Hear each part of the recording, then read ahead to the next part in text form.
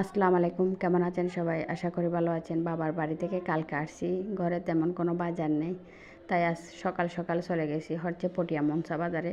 তাই বাজার থেকে কী কী আনলাম তা আপনাদের সাথে শেয়ার করছি। এগুলো হচ্ছে কলা আর আপেল, পেঁয়াজ, গাজর, শসা, সাথে একটা লাউ নিছি।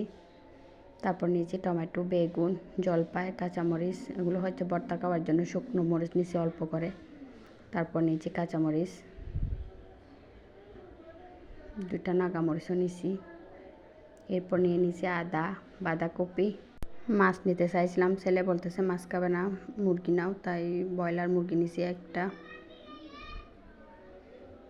তারপর নিছি দোকানের বাজার, ঘরে একদম কোনো বাজার নেই। দুধ, চা পাতা, এগুলো হচ্ছে পেপসুডেন্ট, 2 রকমের সস নিছি, মশার কয়েল, পাউডার, মুড়ি, বিস্কুট, ছেলে মেয়েদের জন্য পটাটা আর লেক্সাস বিস্কুট, এগুলো হচ্ছে ক্রিম বিস্কুট। এই হচ্ছে আজকের আমার বাজার।